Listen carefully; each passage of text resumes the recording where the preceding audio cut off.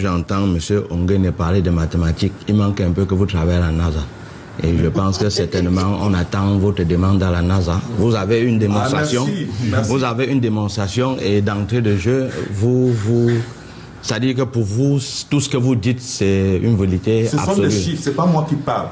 Qui écrit les chiffres? Ok, c'est pas, s'il vous plaît, alors, vous allez laisser maintenant. S'il vous plaît, je pense que... temps de parole maintenant, allez-y. Je voudrais dire une chose qui est certaine. Oh là là. Que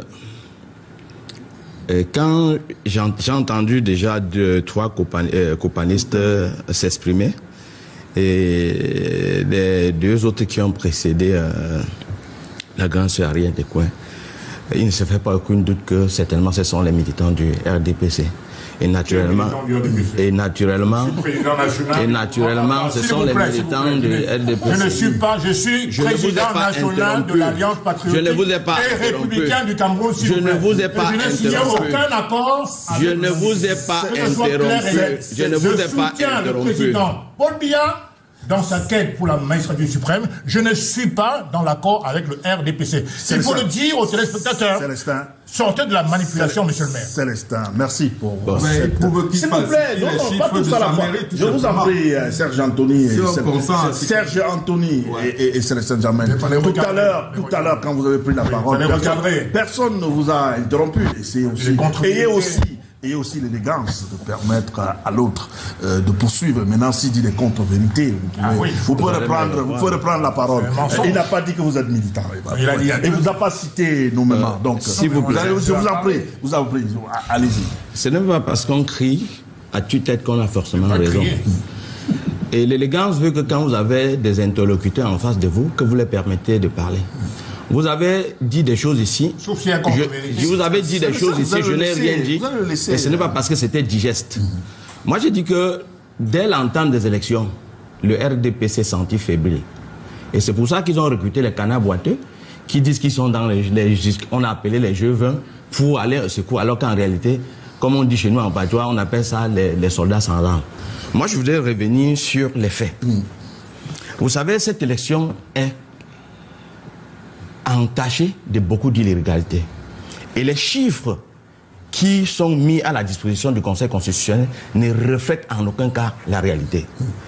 Pour ne pas aller loin et prendre uniquement le cas de la commune de Loum. Dans le cadre de la commune de Loum, nous avons eu au total 13 200 votants. Et sur la base de ces 13 100 votants, à la disposition des PV que nous avons à notre disposition, le candidat Issa Chirouma avait 9 429 voix. Sur les 13 000. Sur les 13 000. Et le candidat Biya, 2 202 voix. Et quand on revient maintenant à la commission départementale,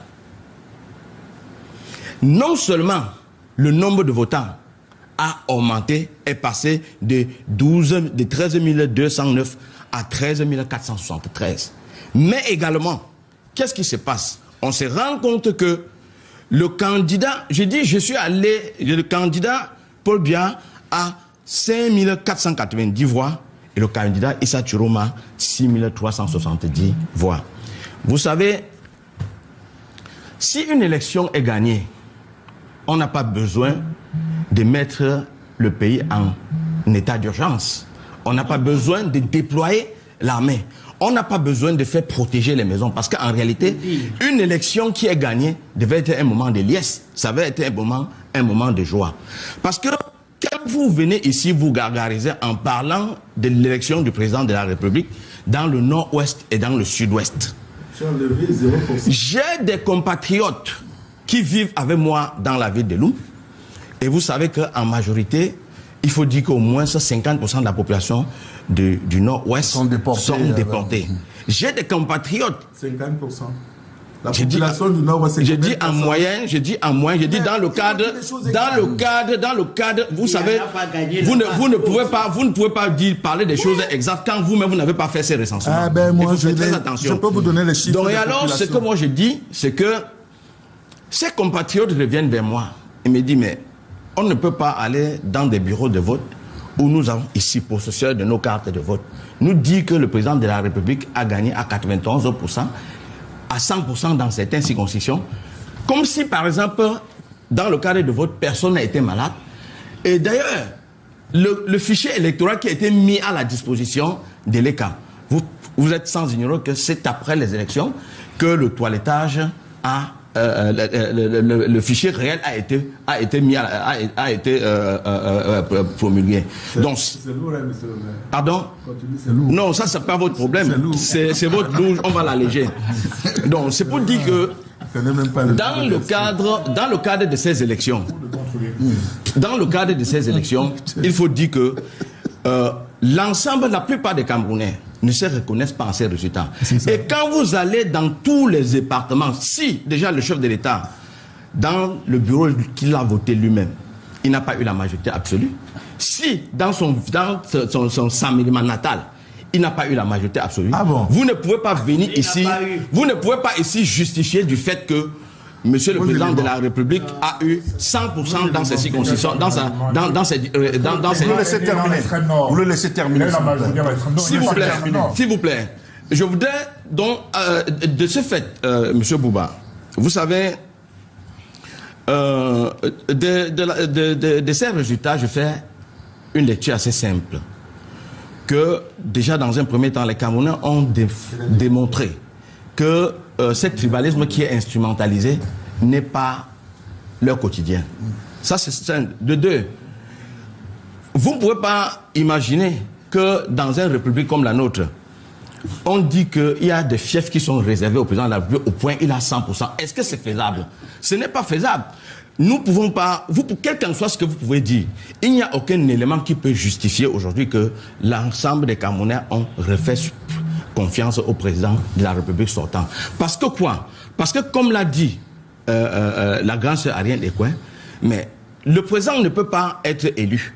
Et c'est des autres qui exercent le pouvoir à leur place.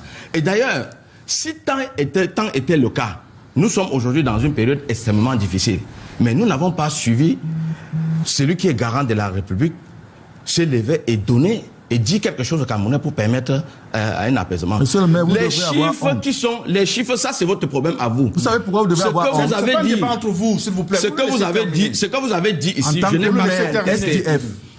Écoute, monsieur. Votre candidat n'a même pas eu 1%. Vous devez avoir honte de dire ce que vous dites. Parce que votre candidat du SDF, l'honorable Joshua, c'était candidat.